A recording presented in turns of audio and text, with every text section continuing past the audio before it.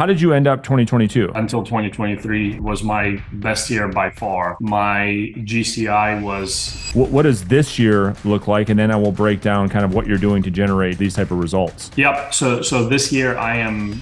First off, let's break down the most important question we always get, which is lead generation. How are you getting clients and how are you going out there and generating this much business? On your advice, Brandon, which I treat as the holy Bible of advices, I only have really. Which lead sources are you contacting? Are you mostly outbound via phone? Are you doing door knocking, or is it all phone? I don't do door knocking. For the longest time, I did not realize what the secret is. And the secret really is no secret. For me, it was.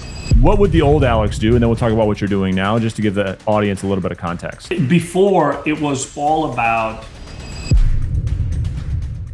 All right, so Alex, let's jump right into it. So let's talk about 2022 and how you ended that year, and then we'll get into what this year, 2023, looks like. But how did you end up 2022? Sure. So 2022 was until 2023 was my best year by far. My GCI was 338. And that year I took home, after splits and caps and all of that, just a little over 300. So it's amazing.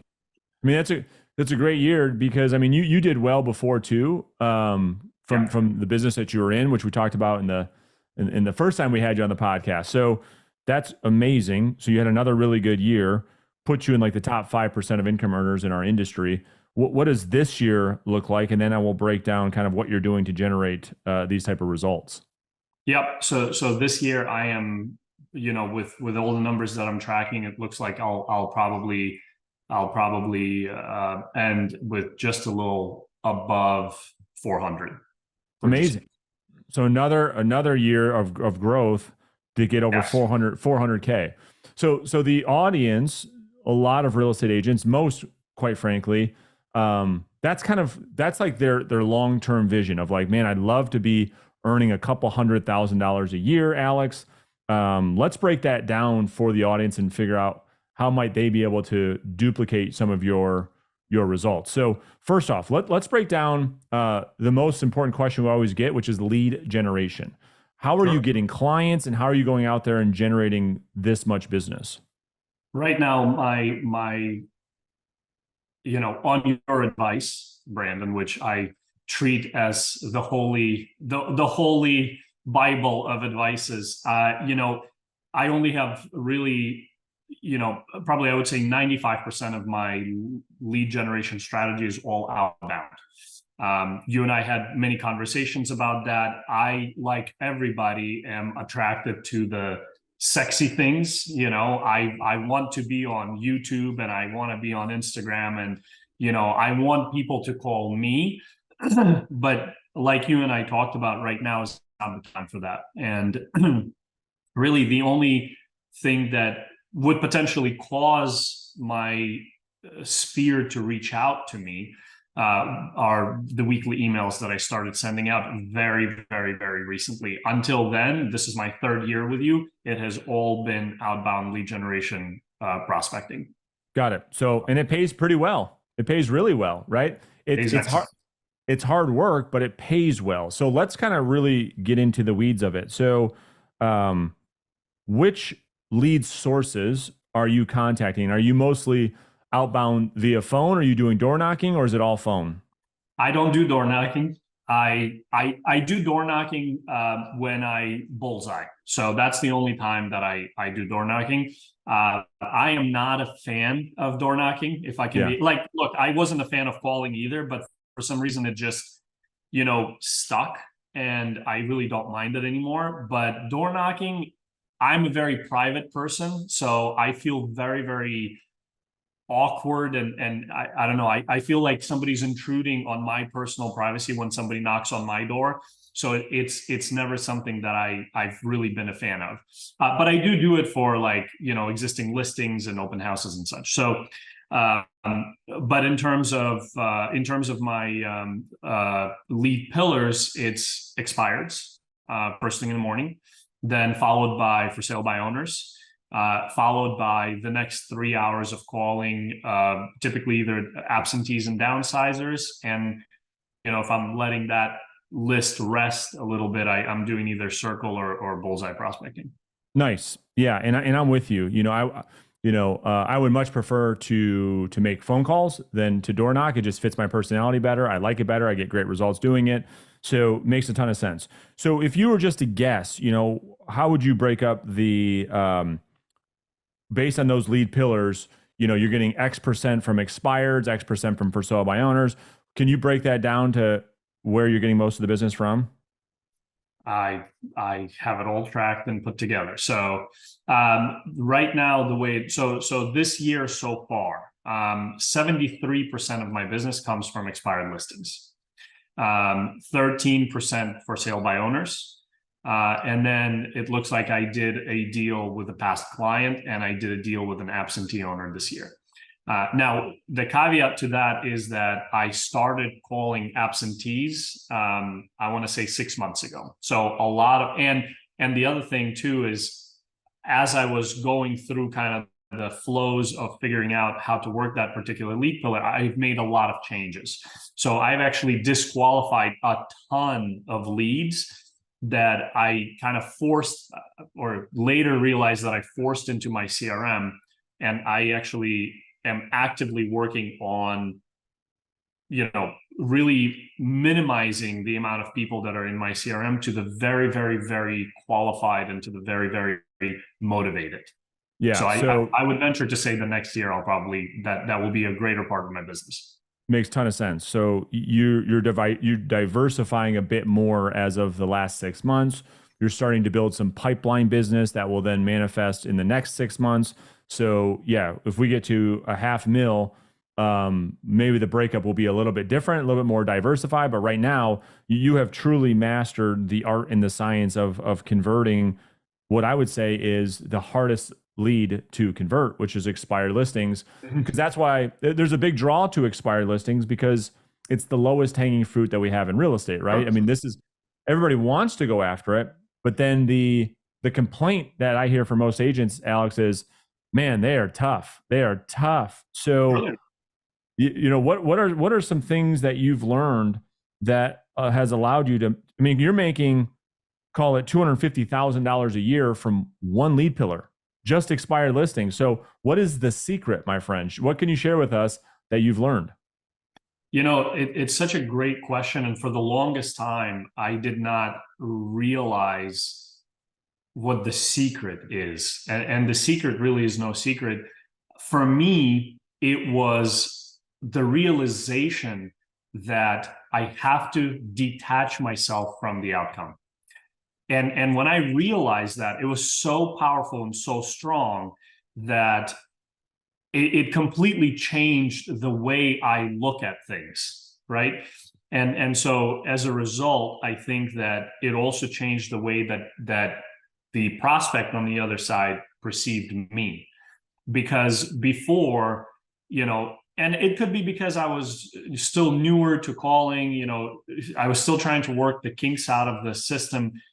It was, I would get very nervous and I would have like this just mouth diarrhea. Sure. Yeah. You would just vomit. Yeah, exactly. You just like try to get through it as quickly as you can, hoping that, you don't piss them off and they're not going to hang up on you. When I detached myself from the outcome, I realized how powerful that is and how differently you sound to the prospect on the other end. So can we give the audience just a little bit of like context of what that could sound like and what that means, like the before and after? Because I think you're spot on. And I remember vividly like this happening to you in real time over the last couple of years. So what would the old Alex do? And then we'll talk about what you're doing now, just to give the audience a little bit of context. For sure. Before, it was all about, how can I convince the prospect to meet with me? That's right. That's what it was before. I called with the goal of convincing the prospect to meet with me because I knew I had to get in front of that person. So And you were met with a ton of resistance, a ton of pushback, a ton of rejection. This is what every agent's doing. They're all having the same mindset. They're all going after that approach of like, how do I convince this person? How do I persuade them I just got to get in front of them. And they're just met with a bunch of, nope, I'm not interested. Leave me alone. Give me off your list. You're the 100th agent to call me. And they just can't break through. And they're just like, I don't know what I'm doing wrong. So now, fast forward, what are you doing differently? So there are only two things that I do differently now that I did before. It's these minor changes and tweaks going through your program and having these realizations that kind of got me to this point. And so the number one thing that I realized that I started doing after I realized that I have to detach myself from the outcome is I slowed down.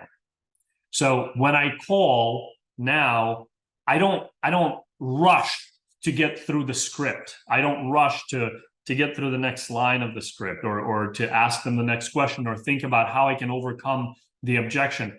I simply call and I'm confident, but at the same time, I take my time to explain the reason why I call.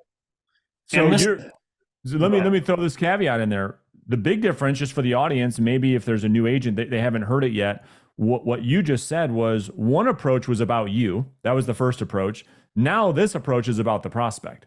100%. You're really calling to help the person, which allows you to slow down. So when you say detaching from the outcome, you have no desperation of any type of result. Like, I don't even know if I want to meet this person yet. I don't know if I can even help this person yet, right? And that's just it. The goal behind slowing down is determining whether it even makes sense for us to meet at this point.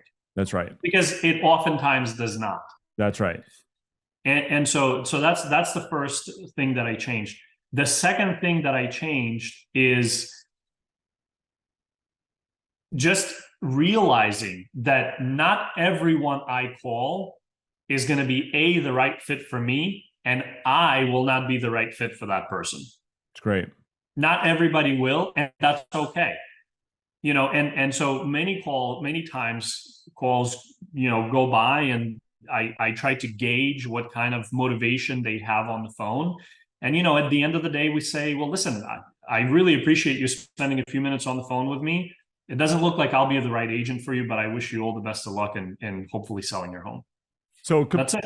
A complete shift from neediness and desperation to one of abundance to say, can I help this person? Can I not? Which then manifests in how you're approaching the conversation, the tonality that you're using, how the prospect is perceiving the conversation, which allows you to be different. Yeah. Different. Because the prospect must first view you as different before they determine you to be better, right? So what are, I'm going to break down the daily schedule in just a second. Yeah. Can you share any tactical sales skills that you've learned to help navigate some of these conversations? Maybe how you're starting it, maybe some of the questions, some of the scripts that you're using, anything like that you think the audience could pull from? Sure. I mean, the first thing, and I think everybody's been on the bad end of a cold call before, right? Everybody knows, right. Hey, how you doing today? Yeah. So the first thing that we have to do is pattern interrupt, right? We talked about it so many times, because anybody that picks up an unknown number, they immediately have all of these walls and guards and psychological reactants that right. We spend so much time learning about with you, especially last week. And so whenever I pick up the call and somebody says hello, I just say, hey, Brandon. Yeah. Brandon, this is Alex, and I'm a local realtor. And listen, before you hang up, I was just hoping to ask a quick question. Would that be all right? Beautiful. Yes, absolutely. And that's the answer I get most of the time. And sometimes there's a little bit of a pause where I feel like they want to say, oh God, a realtor, but they just can't. And they can't help themselves but to say, sure, what's up? And we go through the rest. Yeah, it's great. So I love it. And so for the audience sake who is untrained, right? They don't know what you know. They haven't been trained the way you've been trained.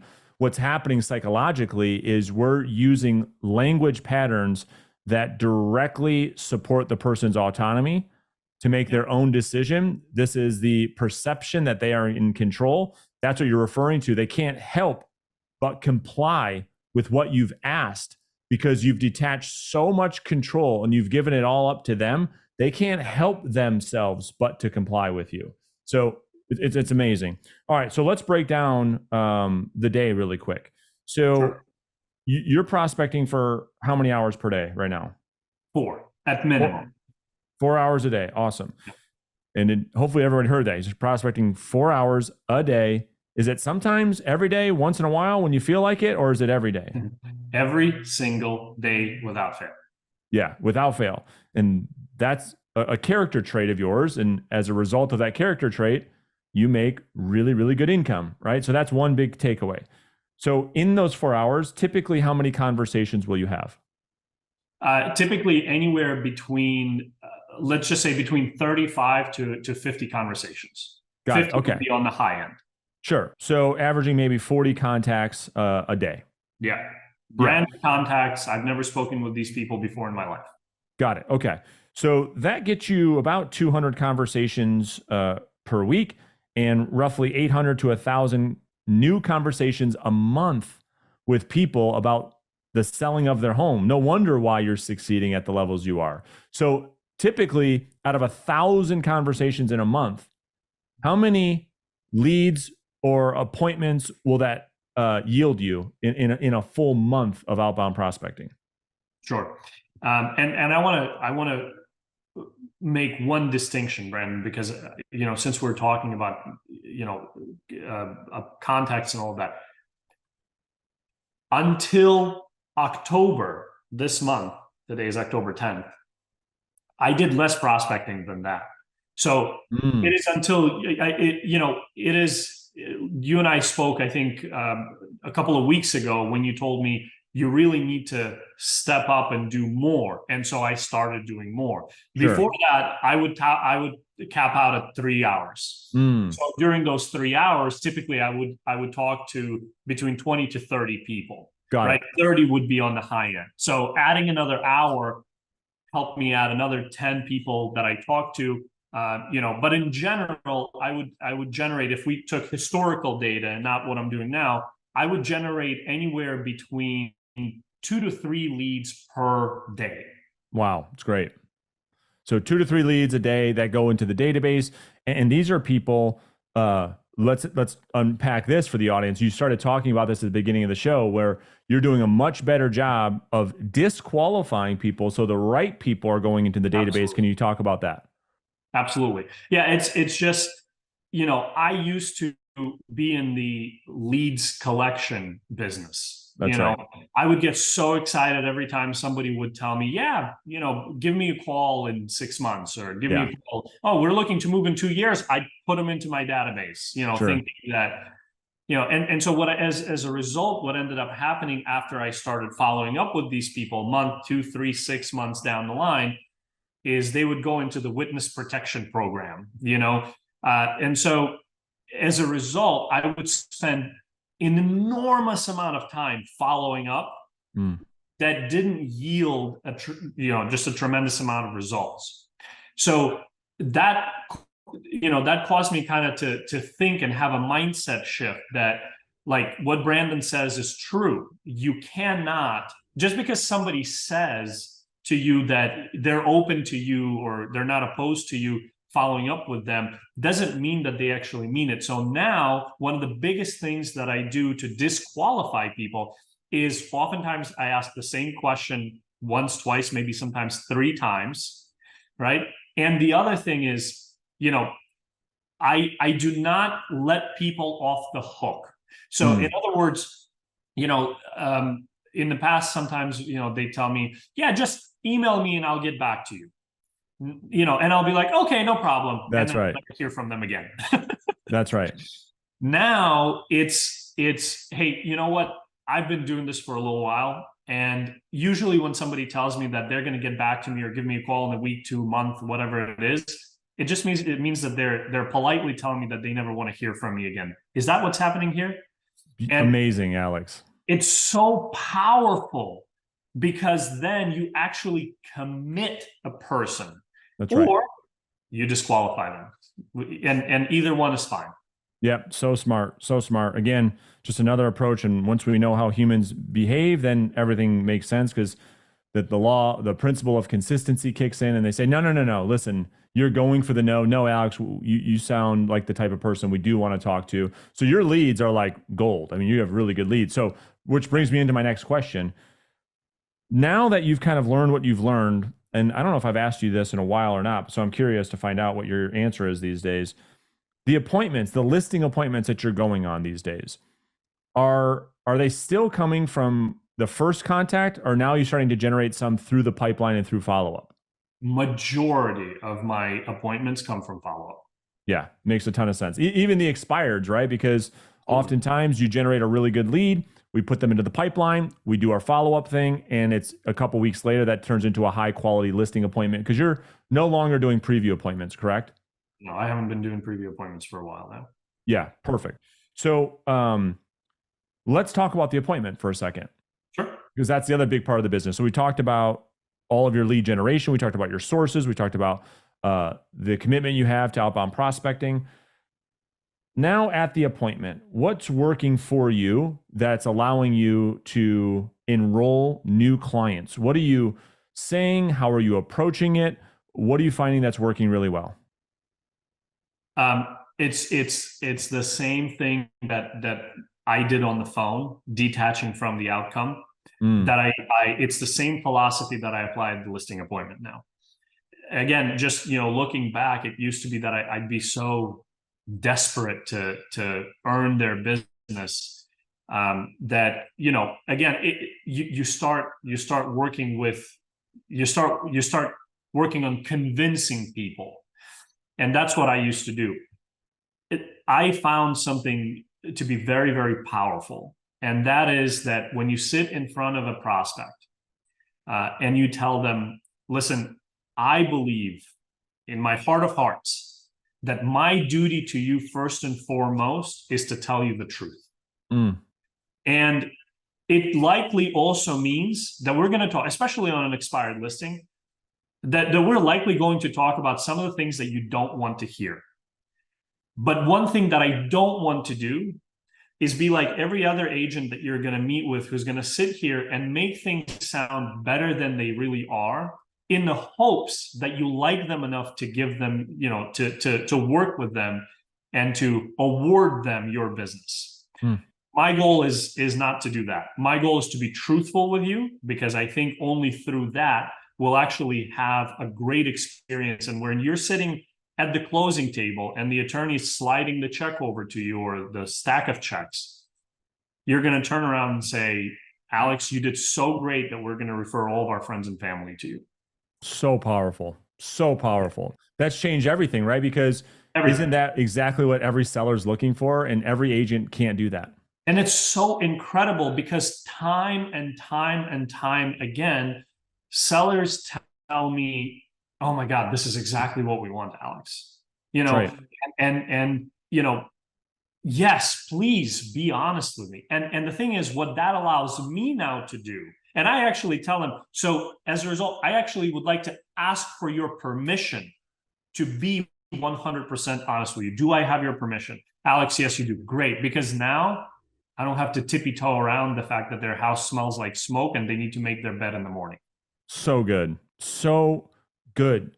Ladies and gentlemen of the audience, if you're listening and you're paying attention, what Alex just said can change your career, because once you verbalize that approach, you just said it too. Not only does that shift the prospect, it shifts how you communicate. Because you're right. Most agents tiptoe around the truth. They BS everything. They beat around the bush.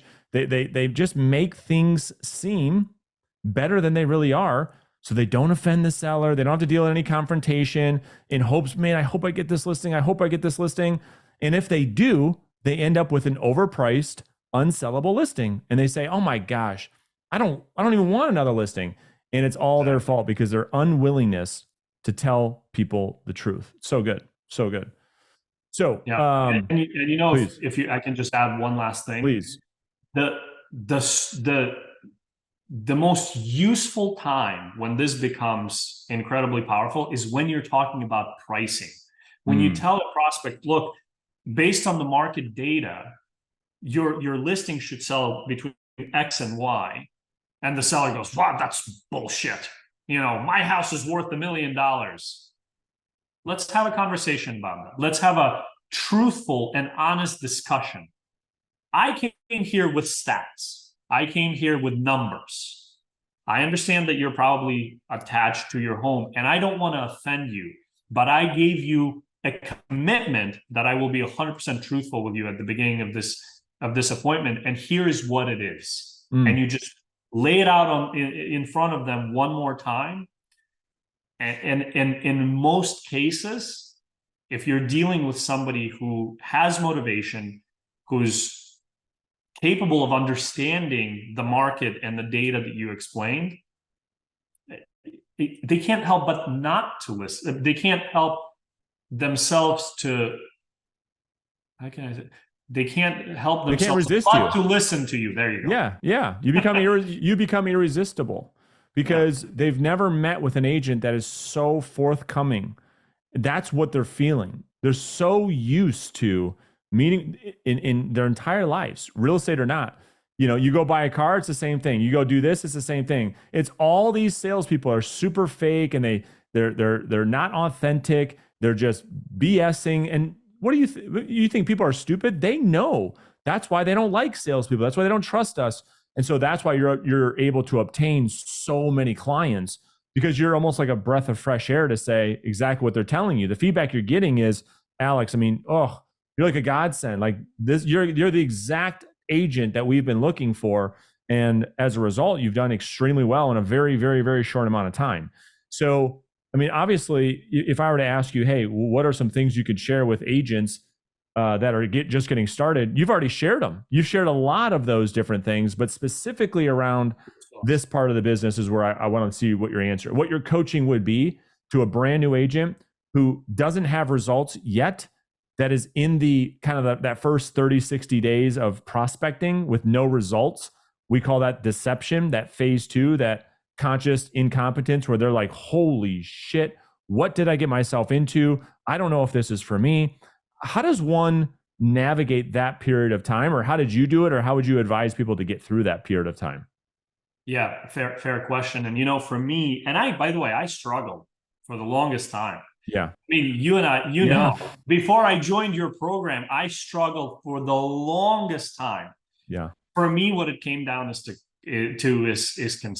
consistency. That's right. And I told you this on the first podcast that we did, but I'm gonna repeat myself again. It's so weird how things work, though.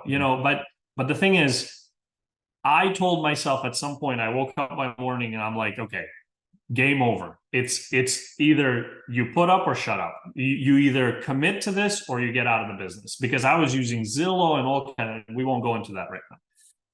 But I made myself make my bed every single morning. And when I built that, it's so cliche. When I built that habit, I said, okay, if I can make my bed in the morning, I can make my calls in the morning. And you know what? I didn't start calling 4 hours right away. Right. Sometimes I'd call for half an hour. Sometimes I'd speak with 2 people, but I would make it a point to do it every single day. And through that consistency, it's been a long journey, but through that consistency, I've been able to get here. And I can't say I'm scratching the surface, but I'm not towards the end. I'm just starting. That's right. Yeah, it's so good. And you now, would you agree with this? This is what happened to me, is because you've built that habit, because you've now reaped the reward of that habit. Do you find the thought of, because listen, life happens. Do you find the thought of missing a day of prospecting more painful than the 4 hours of prospecting? Absolutely. I feel guilty. That's right. When I have to, and it's always have to, when I have to miss a day of prospecting, I feel guilty and so I try to make it up. I call in the afternoon, in the evening, because look, this Friday I have to go to my daughter's something for school. I have no idea. It can't be rescheduled, and it's in the morning. So I'm going to have to miss that time to prospect. The first thing I do when I walk in is I'm going to sit behind my desk or stand behind my desk and make those phone calls. Before I do anything else, that's the first thing that I'm going to do. Yeah, and I would say, that's it. It becomes a habit, and it's hard to not do it. Yeah. And I would say from a coaching perspective, until that is true for an agent, they'll never reach their fullest potential, because most agents are the exact opposite. They're looking for any excuse not to prospect, where you're looking for any excuse to prospect, right? Literally. It's literally like, I totally get it. I get anxious when I'm away from my desk and I can't be productive. I'm like, man, I just feel like I'm wasting a lot of time. So as you look ahead, I know you and I are working on some things, but and I don't know how much you want to share or not share, but the next step for you, what does that look like to keep leveling up the business? Yep. Well, so with all the changes that I've made in, additional prospecting and things like that, the goals that I put together based on everything that we talked about over the past few weeks, my goal for next year is now just a little shy of $650,000 in GCI. Sure. Because you're doing this by yourself still, but you're about to change that. Yeah.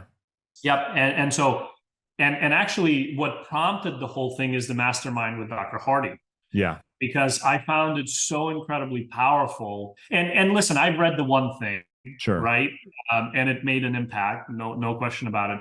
But speaking with Dr. Hardy, it really made me understand how powerful it is when you focus on one or two things, no more than that. And so my goal going forward now is going to be to actually narrow down the scope of my responsibility to literally just, make my calls, generate the new business, follow up, and go on listing appointments. Everything else, the last 3 quarters of this year, I'm going to be working on outsourcing that to somebody else. It's great. It's great. Last one for me. It's going to be a hard question. In 3 years of us working together, if you had to put it to one skill that has been the most valuable thing that you have learned through working with me, what would the one thing be that is most powerful? Oh man. The most powerful, you know what? I have an answer for you.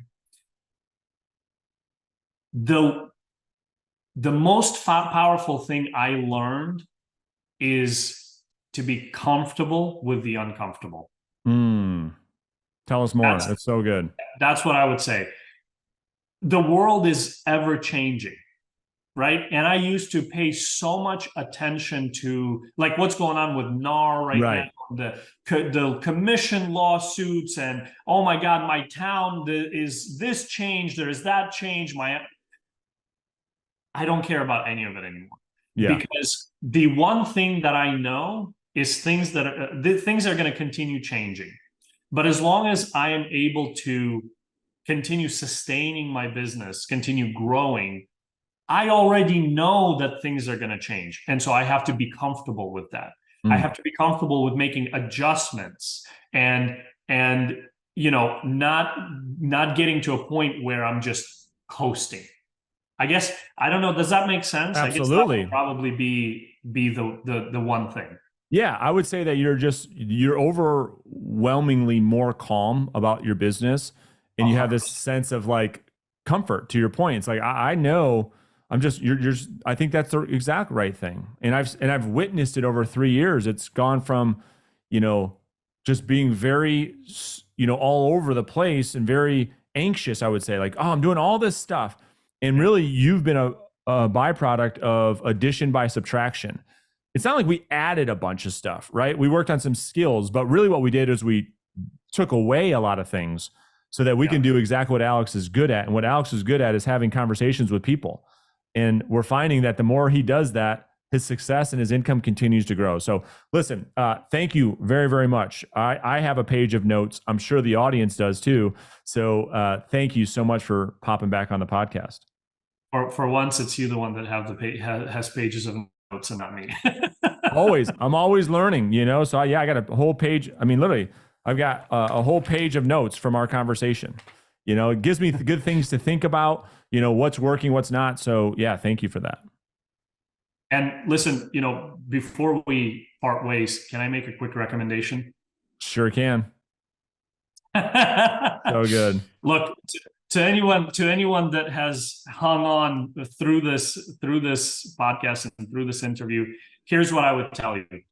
I have gone through my fair share of different coaches and, you know, listened to many different people and have gotten lots of advice. And if you're doing something in the business that's working for you, great. Maybe Brandon's not even the coach for you. But if you're struggling, from somebody who used to go through the same thing that you're going through right now, give his team simply a chance to have a conversation with you. And I can guarantee you that whatever you hear will be helpful. And if you decide to work with him, terrific. And if not, that's okay too. But if you do, I think that you'll certainly fall in love like I did and reach great success. Well, Alex, it's truly kind words, and it's much appreciated. And yeah, we just love what we do because of we get to be in relationship with people like yourself. So appreciate you very much, and I'll continue to see you every day on a coaching call. Like later today. Yeah. See you, Alex. Take care. Thanks, man. Yeah. Bye-bye.